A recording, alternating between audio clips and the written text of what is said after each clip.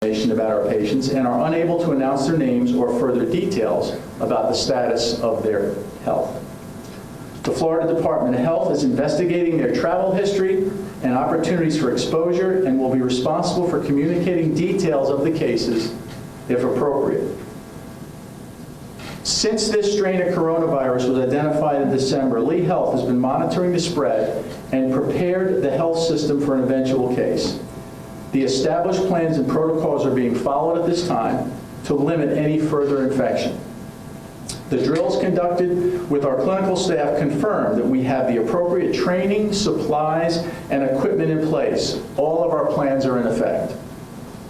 Coronavirus is here in our community, and Lee Health is prepared to care for our community over the course of the disease.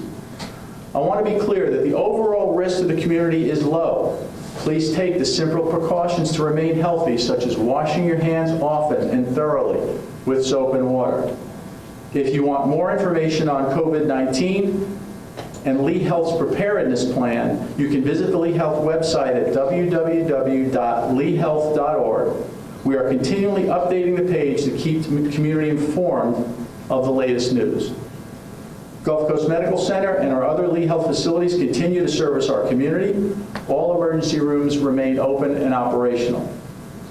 At this time, I'd like to introduce Dr. Stephanie Stovall, an infectious disease specialist and epidemiologist, who will also have some statements. Hello, thank you, Dr. Antonucci. I wanted to let the public know, first of all, that we maintain quality and safety as our #1 priority in our facility. This includes the immediate care of patients who are brought to us, it includes the questions that are asked of us, and it includes our everyday life. We have been since well before COVID-19 came on the scene, preparing with drills in order to make sure that our processes protect our families, protect our patients, our staff, and our medical staff, as well as all of those who come into our facility. At this point, I want to reassure you that we have processes such as cleaning, which occurs terminally when patients leave rooms, when there may be a concern of transmitting this virus or other biological concerns. These are in place and are active and are drilled throughout the year and maintained in our facilities. At this point, I would like to recommend that people who need immediate medical care do go to the emergency department. However, if you do not need immediate medical care and you are mildly ill, completely asymptomatic, or just have fear or a question, there are a variety of opportunities available to you. These would include calling first to your provider or an acute care office, such as an urgent care, and letting them know if you have symptoms before you were to come in. You can also reach out to them for information. Our website also has an Ask the Expert section where you can ask questions, and Lee Telehealth has been discounted to $29 currently if you do need to get some medical advice via telehealth options. At this point, the most important thing you can do is hand washing. Hand washing does prevent the spread of this virus, covering your cough, wearing a mask if you have been told to because you are ill can prevent the spread to others. If you do not have soap and water available to you, you can use alcohol-based hand gel that is at least 60% alcohol that is also effective at reducing the risk to others. At this time, there is a lot of information out there. I would refer you to both the Florida Department of Health website and to the CDC for up-to-date information. These are all also linked from leehealth.org. Thank you, Dr. Stovall. I really want to thank our community health partners who have been collaborating with us since the beginning of tracking this virus since December. Especially the Department of Public Health, Lee County, EMS, the Board of County Commissioners, and the Sheriff's Department. At this time, I'd like to introduce Brian Hammond, who would like to say a few words. Thank you, Dr. Antonucci, and thank you very much to you and your team for helping to help us get the word out to the folks in Lee County. Based off of the information that we have here in Lee County, we are responding and actually being proactive. We did not wait to hear that a coronavirus case had happened in Lee County before we started taking precautions. Since early last week in Lee County, we have been working on all of our public-facing facilities to make sure that we're taking precautions, doing extra measures to disinfect the public-facing facilities that we manage here in the Lee County government, and also at the Port Authority as well. We've been taking extra disinfectant measures. So based on the information that we have, we are working to sanitize our ambulances, working to sanitize our buses, sanitize even the permit counter at our community development office. So we're doing what we can to protect the folks in Lee County, and we will continue to push to get information out to you as soon as possible. Thank you. Thank you, Commissioner Hammond. And now I'd like to ask Sheriff Carmine Marcino to come up.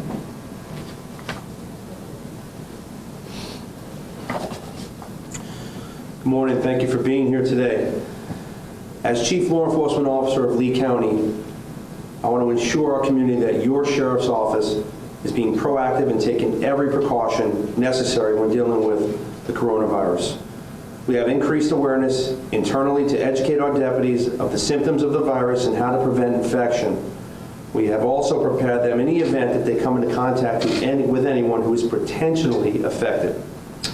My team is in constant communication with Governor DeSantis, Senator Scott, Lee Health, the County Manager, Roger DeJarlais, the County Commissioners, and Lee Health Department. We are working together as one cohesive team to ensure the well-being of the Lee County residents and the visitors. The county has our full support, and we are ready to deploy any and all resources necessary to assist. As always, the safety and security of the residents of Lee County remains my number one priority. Appreciate you being here today. Thank you. Thank you, Sheriff. At this time, I'd like to ask Angela to do a safety words. Good afternoon. I just want to reiterate what everyone has already said. We should be very proud of the efforts of Lee County. We've been preparing for this for a couple of months now. We are ready. We are collaborating very actively. We are on the phone almost constantly with Lee Health and our other community partners to ensure that we're identifying people and mitigating risk. And so you should rest assured that you're in good hands with all of these great agencies here. Thank you. So finally, I just want to remind everyone that we are prepared for this. We anticipated the arrival of the virus here in our community. Our procedures, policies are in place, and they're at work right now protecting our community. So we're going to open up the floor for questions, and Mary? Moderate that. Mary's going to Michael. moderate. Do we know how the patients came in to affected? Did they come in on their own, together, ambulance, walk-in, ER? Do you know how they came in? So the two patients in question were brought in through emergency services. Lee County or private? I can't answer that question, I'm sorry. Right here, NBC. Jessica Bradway, the NBC2. If the cases came in on Wednesday and the person passed away on Thursday, why were we not notified sooner? Why did it have to wait until Friday evening to be told that these cases were in Lee County? Especially since on Thursday I spent hours making phone calls to the Department of Health and the hospital trying to get this information.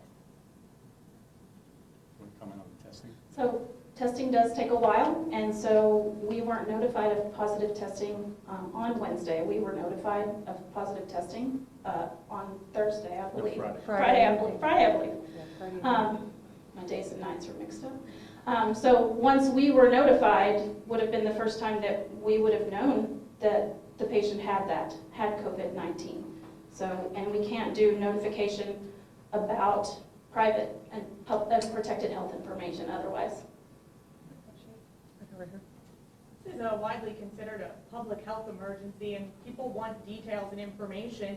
We know the patient who died traveled internationally. What can you tell us about where they went, where they traveled, how long they were back in Lee County before they were tested? So I can't give you specifics. I can say that the family who did travel back had been back for more than a week before presenting to our facility. As far as what their movements were before they came to us, I'm not aware of that information. I think it's over here. So we know the governor came in yesterday and talked about it, said there were no cases that he knew of in Lee County. Where's the discrepancy, and how are you guys communicating with the state, and that just you were testing. I think we should have known that, you know, there were cases that we could have turned up. Hi there, I'm Alex Steinstein, I'm the Chief Quality Safety Officer here. I can't comment about what the governor knew or did not know, but I tell you that as soon as we were notified from the Florida Department of Health, we were quickly notified our team and take the required precaution that we need to protect our team. And so you don't notify if you are testing, if, you know, we're waiting for results? Is that something that you wouldn't tell the public? So what is called, we follow the CDC and Florida Department of Health guidelines specifically. So when the patient comes in, we discuss them with the Florida Department of Health. And we specifically go through the algorithm that is discussed. So some of these patients do not need to have any testing done. Some of them do need to have testing done. So based on the discussion that we have, the Department of Health, then we make that decision. So. Right here. And this continues on the testing. So the patient who passed away had been tested and was presumptive positive. And I know it's not current policy to report that since they weren't a confirmed coronavirus case, but are there any efforts underway to change that? So I think CDC and Department of Health, they're all working very diligently on that. So the testing is got stages. So we get the test back fairly quick. Some of the tests, because of there are only about 7 to 8 sites of available testing, then we coordinate with Florida Department of Health to make sure we're testing the right people. And once we get it to those testing sites, then we'll get it back within 24, 48 hours, sometimes sooner than that. It all really depending to what's their load is and so forth. Once we get that test come back, and depending to what the result of that is, the Department of Health calls us with that and they give us a presumptive positive, or they would say it's negative. If it's presumptive positive at that time, they then work through their algorithm to make sure they confirm that test with CDC and the state to make sure they get all the things that they need to check on that. So, thank you. Right behind Frank there, and then, yeah, you, and then Frank. Okay. Can you tell us directly how many people are being tested right now and how many confirmed cases there are? We saw a tweet from the Department of Health this morning around 9 a.m. that there was a new case. This was after we had heard of the 2 cases. So just straight up, can you confirm how many people are being tested right now and how many confirmed cases are in Lee County? Yeah. So we have had 2 positive tests, as Dr. Antonucci mentioned. One of those people died, and the other person is presumptive positive. And at this time, we really are just investigating the case with Florida Department of Health, but we do not have anybody else that is presumptive positive at this time. So no third person positive? There is no third test that is positive at this time. And can you tell us how many people are being tested so we can know if we can expect another death, another confirmed case? No, at this time, because that's protected health information, we can't release that. We can say that when patients come into our facilities and meet the criteria for testing, we contact our local health department, they contact the state health department if necessary, and it goes all the way up to the CDC if necessary to decide whether or not the patient gets tested at that point. So we start the algorithm, it works all the way up, and only if you meet criteria are you tested at this point. Frank, you had a question? To that issue, how many people may have been exposed by these 2 individuals? Do you have any kind of indication on that? How broad their exposure was? Sure. So in our facilities, we have protocols in place in order to log patients going in and out of rooms. And then there are risk-based criteria on the cdc.gov website that actually determine whether you are high, medium, or low risk. Based upon the activity in and out of the room, we determine a contact investigation list, risk stratify through collaboration with the health department, and then those people are notified. In the last 12, 18 hours, we've started looking at that list and gotten moving on that list. We've already notified the majority of the people who have been necessary to be evaluated. And we have around 30 people who are potential medium or high risk exposures that have all been notified. No one has shown symptoms. Yes, no one has symptoms. We don't have anyone sick. who was exposed. Michael, did you have another one? How many Lee Health employees are being monitored since Wednesday? So I can't give you an exact number because that's in flux. We're of course checking with all of our staff. But in the medium and high risk category, we have in the 30s, and then there are significantly more, well, probably, I don't know, 30 or 40 more that are in low risk categories that get monitored. Not all risk categories, if you look at cdc.gov, not all risk categories require quarantine. Some of them do only require that we monitor for symptoms. How many people were exposed during the week before hospitalization that did not have symptoms? We don't have that information, I'm sorry. We don't do contact investigation outside of our walls. Right here.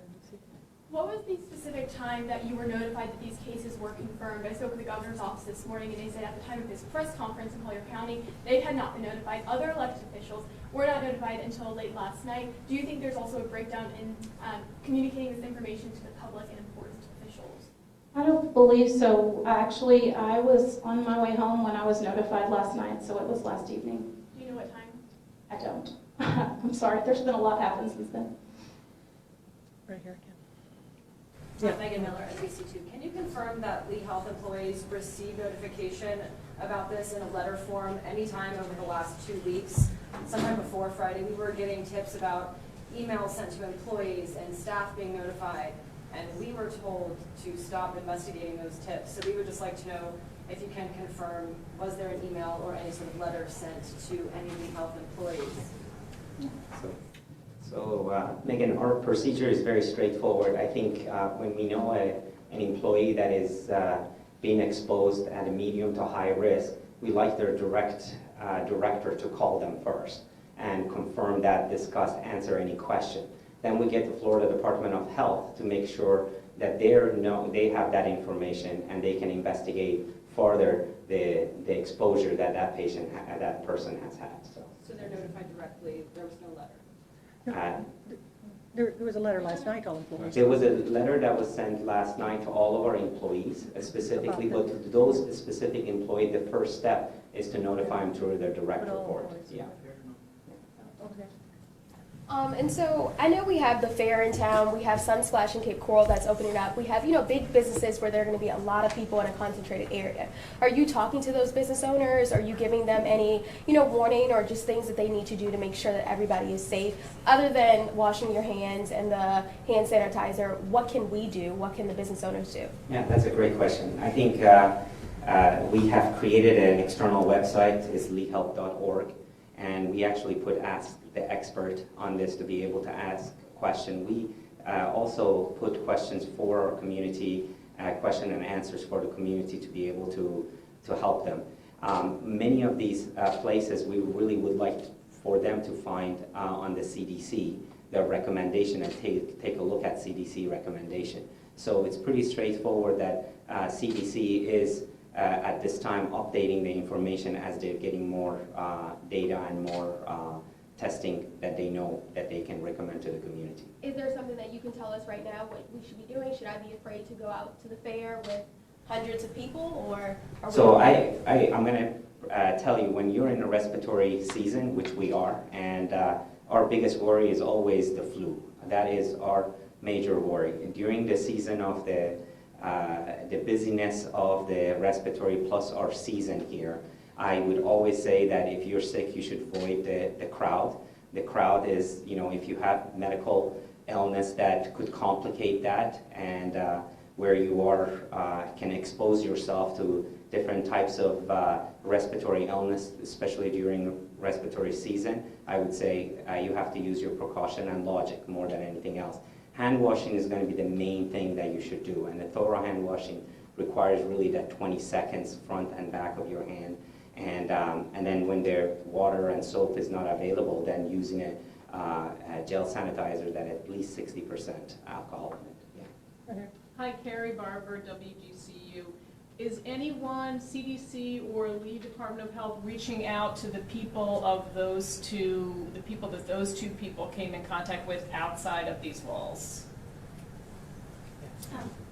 I'll just mention, the Department of Health always maintains contact investigation for public health infectious diseases. And so I'm sure they're following their usual protocols for contact investigation in other areas. And this is along those lines. For those 30-some people that you said were considered high risk, and I apologize if you already answered this, but are they in self-quarantine and are they being tested? So you can actually look on cdc.gov to see what is required, but it is recommended for medium and high risk healthcare exposures, if they're stratified to that they are quarantined by self for 14 days with daily check-ins, and we collaborate with the health department to assign those risks and then to follow up those risks, those check-ins as well. So I know right now one of the biggest questions we've been trying to see is how many people is this really affecting in our community right now. And I know that you've told us that for privacy reasons, you can't give us those numbers of how many people are being monitored or how many other tests are still pending. But if you can give us the numbers of people once they have had confirmed cases along those same privacy reasons, why can't you tell us the number of people that are being monitored or being watched or have gotten tests done for this same virus? So until it becomes public information, which is directed to us by the law and the health department and the CDC, until it becomes public information, we can't release that information about a patient. Only when a patient's information becomes public because of a public health concern can we actually comment on it. So you're saying it only becomes public once the case is actually confirmed? From their healthcare providers, yes. So question probably best for Commissioner Hammond or the sheriff, but would you consider activating the EOC? Yeah, Brian. Thank you very much. I did speak with our county manager last night. We are not activating the Emergency Operations Center at this time based off of the information that we have. But you can rest assured that our Emergency Operations Director and our Public Safety Director are both engaged fully in all the conversations and would make that call if it was necessary. Thank you, Commissioner. I just want to add one other thing. I've been in direct contact with our governor's office, his chief of staffs. They've done an amazing job. I will tell you, at the time the governor spoke, he was definitely unaware of any other incidents. Obviously, it happened until testing, like the doctors explained. They can't just say anything until the test results confirm. So the governor's been phenomenal. His chief of staff has done a great job. And at every level, they have assured us they will be here for us to help this team and make sure everybody's safe. So I just wanted to add that. Thank you. Michael? Yeah, Mary, how bad is the regular flu right now as opposed to what's going on with coronavirus? We're still in peak season of flu. However, for the last 3 to 4 weeks, Lee Health has seen dropping numbers as we would expect for this time in the season. It seems to be in this part of the year behaving as last year. Right here and then Frank. I know there have been shortages of things like hand sanitizer, masks. Can you tell us, does Lee Health have the necessary equipment to handle this and to treat any patients with symptoms? And does Lee Health have necessary procedures in place if any staff members notice any symptoms to act on that right away? Yeah, thank you. So we have been preparing for the last 2 months. We prepared our internal website for our employees to make sure they get timely information. And instead of even sending them just information by paper, we knew that this information was going to be evolving and dynamic. So we created that website so we can update them internally. We're also creating an external website for our community so they can be updated. For the last 2 months, we've been really preparing our supplies and making sure that we have adequate masks, adequate training for our physicians, and especially the frontline doctors, ED and critical care doctors that constantly come in contact with this. So I feel at this point we are truly prepared for this community spread. We have really prepared for this, not just for our community, but this was initially an international disease that we were dealing. We knew it was going to be in our soul.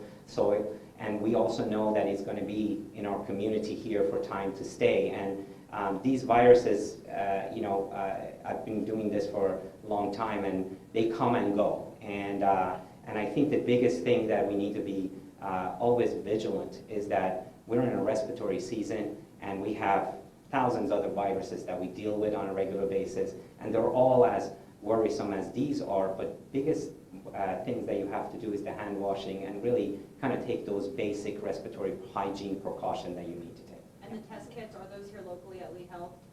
The testing kits, or do people tested elsewhere, or are people being tested here at local hospitals? So at this time, we're working with our local and state governor's office to make sure that we get these test kits here locally at Lee Health. But currently, we're still working with Florida Department of Health to make sure those areas where the lab have been specified for us to send the sample, that we send it with the monitoring from Florida Department of Health. So those people, were they tested here then, or did you get kits in? So- we don't have the kits now, how were they tested? So- Just describe the procedure. Right, Yeah, so, so she's yeah, getting I can started. describe that. So when a patient under investigation, we call it person under investigation, is discussed with Florida Department of Health, then they provide us a number, basically, a number that we can actually put on the inquisition form for the laboratory. And then the laboratory testing right now is being done in Miami.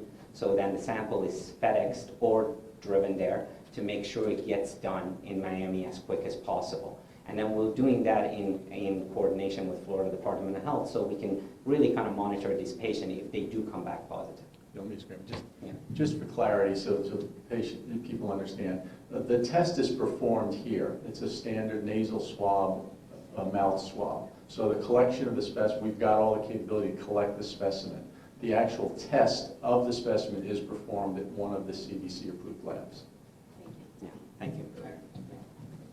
Following up on my last line of questioning, on March 2nd, we were told from Lee Health that 10 patients had undergone the COVID-19 protocol. They were determined not to have the virus, but if you could tell us how many people were being tested or monitored then, why can't you tell us that now? Because I think as we were providing information in the beginning, we wanted to make sure we were transparent and letting everybody really know that the testing is taking place and we're doing that monitoring here. But as we're discussing this much closer with Florida Department of Health, we want to make sure that as the governor has declared the state of emergency, we're coordinating all of our effort with the Florida Department of Health and the state agency to be able to do that. But what's changed as far as transparency and still letting people in the community know that there could be possible exposure concerns? Well, go ahead. Do you want to? So part of the information is the difference in knowing testing versus evaluation. We evaluate patients every time we have a patient that comes in with lower respiratory infection or lower respiratory signs and fever. We evaluate to determine whether or not they could have COVID-19. There have been changes to the criteria throughout the course of this illness that require you to meet additional criteria for testing or for evaluation. Just because we evaluate someone to know whether or not they have COVID-19 does not mean that they get tested because they may not meet criteria. So at certain points in the past, if we said we had evaluated people for COVID-19, sorry, I'm getting feedback. If we said that, then if that's evaluation, it would have been based upon evaluation at that time. The criteria have shifted now and do not require some of the other things like travel necessarily as what they do at certain times in the past. So we know the virus is likely to spread, and I'm sure you guys are 5 steps ahead of us. When you talk about the school board and the possible of school closures and things like that, are you considering that? Where does the virus have to be? Where do the numbers have to be for us to, look at school closings, maybe online classes? I know FGCU is considering online classes for some of their students that have traveled abroad. Where are you guys with that? That's outside the system. Brian, Yeah, that's not really our decision. basically, it's not Lee Health's decision. That's a state decision. And so the Department of Health and these guys make that determination. It's going to be a Dr. I mean, we work very closely. Again, you see a cohesive team here, and that is something that Dr. Atkins and all of us would get together, and he would ultimately make that call. And so we're not at that point yet. No, ma'am, we are not. It could change, but we're not. Can you tell us if those two patients, the one who died, did they come in together? Or are they family members? Can you give us any info about that? I don't believe we can release that information at this point. Eventually, the health department may be able to do that, but we can't at this time. Frank? Yeah, so we're still in high season and we've got spring break coming. I wonder if there's any plan in the community to deal with that in some way or respond. How does this affect that at all? With all the people How does this affect spring break? Well, you've got a lot of people coming into the community, maybe even more now coming in, and I wonder if there's any thing that the community can do to, I guess, minimize the spread? I mean, with all these people coming in close quarters together. Sure. Well, I'll take that question. So as you know, we are a tourist destination here in Lee County. We do see millions of tourists every year come into Lee County, and we are at the peak of our busiest season. I think that's why it's important to listen to the health officials about proper ways and proper precautions to take when you're out and about. It's important to know all of the information that you can know so that you can make decisions about your personal health. One of the things, though, that I think we've heard today is we've learned a lot about who the current patients were. And so you can make decisions now that you know that information based on your own personal health about where you want to go. Like I said, Lee County actually did not wait until we heard of a coronavirus case to start taking precautions. We were proactively going out and already trying to sanitize everything all the way down to, my understanding is the taxi cabs that service the airport. After passengers get out, the drivers are taking precautions to make sure that they disinfect those taxi cabs as well. So we're trying to take appropriate precautions to protect the public, and we're also trying to get them the information they need so they can make their own decisions as well. Okay, this is last set here. We do have a meeting coming up for our leadership team that to get to. So we'll start with NBC here and then Yeah, so are there any other exposure concerns for other people in the community? And then also, what are the precautions, if you can be more specific, that you guys are taking to make sure staff at the hospital aren't being exposed to this? Well, a staff precaution is, number one is training. You got to train, making sure the staff knows about the virus and make sure that the staff has questions about that. In addition, we are working with our community to making sure that as we're seeing the changes that are happening in our community, that we create a visitation policy, which we always do during the influenza season to make sure that we have the people can see their loved one and the loved one can see them without exposing them to any other respiratory illness. So that's really the precaution that we're taking farther on that.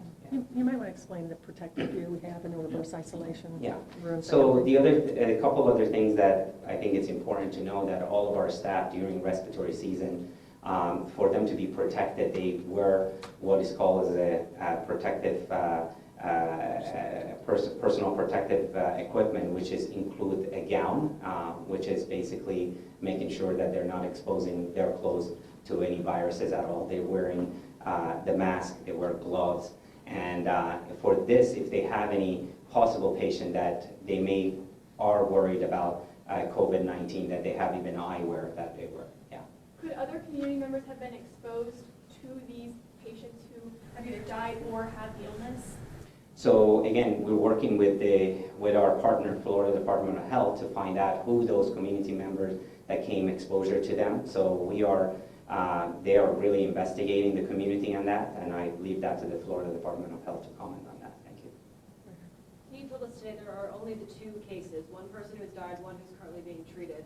The Florida Department of Health tweeted this morning, shortly after 9 a.m., that there was a new case. Are there going to be any changes for the pipeline of communication moving forward to make sure that things are transparent and clear? Because from our end, it looked like there was 3 when that new tweet came out. So are there going to be any changes?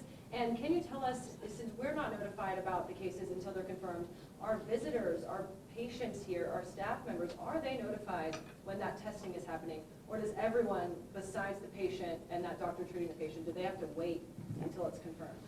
So when we have a patient that meets criteria for potential under investigation, so if we start the algorithm, patient is immediately put under precautions. And so any of our staff that go into the room follow our precautions. The personal protective equipment that we were talking about. So our staff know as soon as there is a concern. In fact, our frontline staff are trained to ask those questions so that we know as soon as possible whether a patient has the possibility of being infected based upon the guidelines. And what are those symptoms that... Lower respiratory tract infection or lower respiratory symptoms such as cough, shortness of breath with inspiration, chest pain with inspiration, and fever. And then there are additional criteria set by the CDC that we also go over, including travel from specific places with travel alerts, or connection to a patient who has a known case of COVID-19 or is currently under investigation per the policies of the CDC and Department of Health. But the other patients, their visitors, do not know once those people are showing the symptoms? other people in the hospital who might have been in a waiting room with a family member who might have been... So they would fall under contact investigation. Okay. And that is done through the protocols in collaboration with the Department of Health, whether they're in the community or in our facility, depends on who calls them first. Brenda, can you tell us where these people traveled? I don't believe that's public information yet, and so I can't because I'm a doctor and I have to keep that in the chart. Thank you. Mm-hmm. So we know that the elderly and people with underlying conditions are more susceptible to this, and the CDC recommended that they kind of stay home. So do we have any new guidelines that you guys are aware of? I know you talked with some local nursing homes for their procedures right now. Would they be going into any kind of like lockdown for the next 2 weeks or anything like that? I believe there has been guidance put out by the Department of Health as far as long-term care facilities and restricting visitation. And so they're following those guidelines. Those are not imposed by Lee Health, but imposed by the Department of Health. A lot of our questions, you've referred to the Department of Health, and I understand you are Lee Health and not the Department of Health, but I know you work closely with them. Do you know where they are? You know, we reach out to them, we ask them a lot of questions, we haven't got a lot of response. Can you speak to that? I mean, when our best line of communication to get answers from the Department of Health? I think you've all emailed our PIO inbox, and as you've heard Dr. Antonucci and Dr. Stovall speak about, we've been inundated with contacts for this case, and we're responding to your questions just as quickly as we can. It's mass input right now, so we appreciate your patience. And if you don't hear something back, resubmit or call our PIO. Okay, so question over here. We have two questions. Yeah, and so we have some people concerned about the homeless population here in Lee County. And so if they don't have access to water, if they don't have access to the hand sanitizer, are you guys working with shelters to make sure that this is something that they can get access to? Well, do we have a plan for that? Because we know it could spread, you know, very quickly in that community. Do y'all have anything? So we actually, I mean, we work very closely with the homeless. We're very caring, of course. We work with the shelters. Our community policing deputies are interacting with them continuously. We have been proactive. We have enough supplies. We, you know, way before any word came about this, you know, the coronavirus, we had all our supplies together. So we will supply and help and assist in any way possible. Again, it's the big team, the big picture. The most important thing is for everyone to stay calm and work together and take the precautions that the docs are telling you to do. We are going to make certain that we deliver and the residents are going to be safe and secure at every level. Those supplies, what does that include? Hand sanitizers, it could be masks, gloves. I mean, we are fully stocked and ready to deploy any and all resources. Okay, last question right here. When you say presumptive positive, does that mean it's gone to Miami and tested positive and you want to confirm it? What does presumptive positive exactly mean? So those algorithms are actually set up by the testing agency, which ultimately started with the CDC. When you have newly developed tests in pretty much any infectious disease scenario, you start with a test, and until you have complete and total faith that you have a good handle on picking up every single possibility, you always report it that way. You do the test, and then you'll send it somewhere else that had the major test in order to confirm it and make sure that it's actually right. It doesn't mean that you don't trust the first result. It means that you're doing a backup just to make sure we don't miss anything, and that's how things are going right now through the CDC and the Department of Health. Thank you. Is there anyone who can stay after to answer any additional questions? I know So, no, I know my senior leadership team here has a call they need to get on in just a very few minutes as we continue to prepare our staff and keep them aware of everything that is going on. So I appreciate very much all of you coming today. We will be open to your additional inquiries. You all have my phone number, my text, the department phone number and text. Just send those along and we'll address what we can, and we'll be issuing further updates. Thank you. Do you have a card with us? Yeah. Thank you. Excuse me, can I just get the spelling of your name right here? Thank you so much. Appreciate it.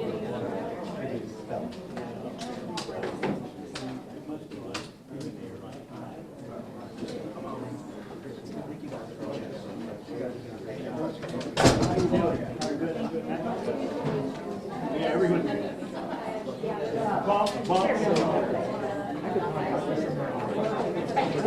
Hey, Brian. One of those. Are considered potential medium or high risk, so they've been isolated and are monitored. Another 30 or so employees of the health system are considered low risk, and they're keeping an eye on them. We don't know the numbers beyond the hospital walls because health officials say they can't keep track of that. We want to let you know the bottom line. Keep washing your hands thoroughly with soap and water as often as you can. It's not considered any kind of epidemic in Lee County. It's not considered an emergency situation, according to the folks who just spoke here live to you. But we want to keep you updated on our website. Just go to fox4now.com. We've got it for the CDC, the sheriff's office, the local health department, anything you need. It's right underneath the Fox 4 logo. On the left, it'll say local news. On the right's a little icon for Teacher of the Week. I want to show you exactly where to go so we can answer your questions as you have them. We'll have updates throughout the day on fox4now.com. And tonight, after fight night, the boxing match, we'll have updates as needed. We appreciate you watching. We appreciate your patience. We know we did interrupt some of your afternoon basketball, the NCAA action going on. We'll return it to you now, probably in the middle of a commercial, and we'll keep you posted on all our social media accounts. Remember, you can watch us on a streaming service as well. Put in our station call letters, WFTX. You can see 24/7 what you need. Thank you for watching and have a good afternoon.